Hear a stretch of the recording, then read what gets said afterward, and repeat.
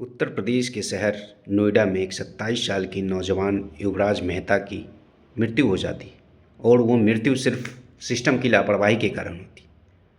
उसे बचाया जा सकता था, लेकिन सिस्टम हमारी नाकाबिल थी, बुज़दिल थी, जो कि वो बच्चा चीखता रहा, चिल्लाता रहा, मदद मांगता रहा। लेकिन एक तरफ हम सपना दिखा रहे हैं विश्व गुरु का और एक 27 साल के नौजवान को मरते हुए छोड़ दे रहे हैं। उनके पास इतना साधन नहीं था या हिम्मत नहीं था डिजास्टर मैनेजमेंट टीम के पास, प्रशासन के पास, नोएडा डेवलपमेंट अथॉरिटी के पास।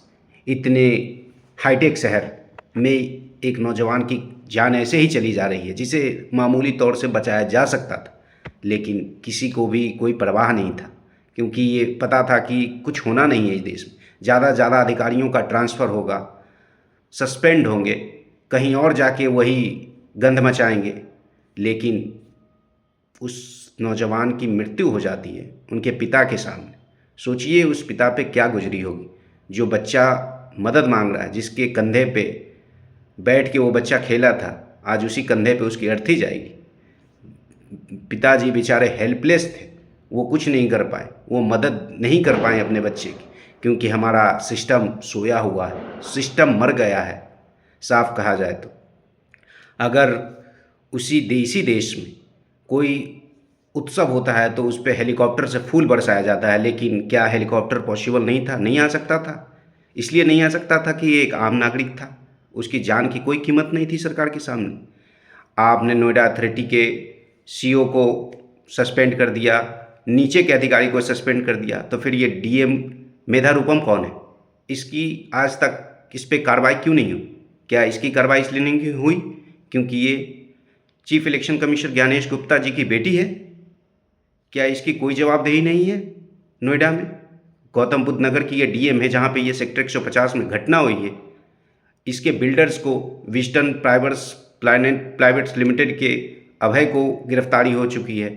तो ये लोटस कंस्ट्रक्शन प्राइवेट लिमिटेड था, जिसके एक एवज में 350 एकड़ ज़मीन दे के स्पोर्ट्स सिटी स्कीम बनाया के तहत इसकी ज़मीन दी गई थी। उसकी गिरफ्तारी फिर क्यों नहीं हो रही? वो 9,000 करोड़ का घोटाला का कौन जवाब देगा? क्या उसकी कोई मतलब नहीं है? एक सरकार ने स्पोर्ट्स सिटी स्कीम के तहत 350 एकड़ ज़मीन दी थी लोटस कंस्ट्रक्शन प्राइवेट लिमिटेड को, जो कि वो ना जाने कितने सेक्टरों में बांटकर, उसमें से एक था विस्टन प्लानर्स प्राइवेट लिमिटेड, जो कि अभी मॉल बनाने का काम कर रहा था, और उसी के मॉल में ये घटना हुई है। खड्डा खोद के महीनों से छोड़े हुए था और उसकी बाउंड्री वॉल डैमेज हुई, उसको बनाने तक का भी इसे इतनी बड़ी फर्म को मतलब नहीं समझा।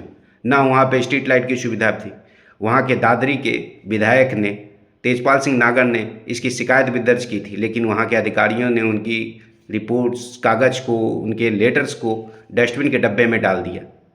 इसीलिए मुझे सरकार से, सिस्टम से आग्रह है कि मामूली लोगों का जान न लें, या इस राम राज्य में सिर्फ हमें राम जी से ही विनती करना होगा कि हमारी जान की रक्षा करें, क्योंकि सरकार, सिस्टम सब खत्म हो चुकी है इस देश में। इसलिए प्लीज़ सभी से आग्रह है कि अपने बात को ज़्यादा से ज़्यादा शेयर करें। आज ये बात शेयर करने की वजह से इस युवराज मेहता की मौत की जांच चल रही है, बहुत से पहलू खुल रहे हैं। अगर मीडिया इस बात को पुरजोर तरीके से नहीं उठाती तो आज युवराज मेहता का केस उसके चिता के साथ दफन हो जाता।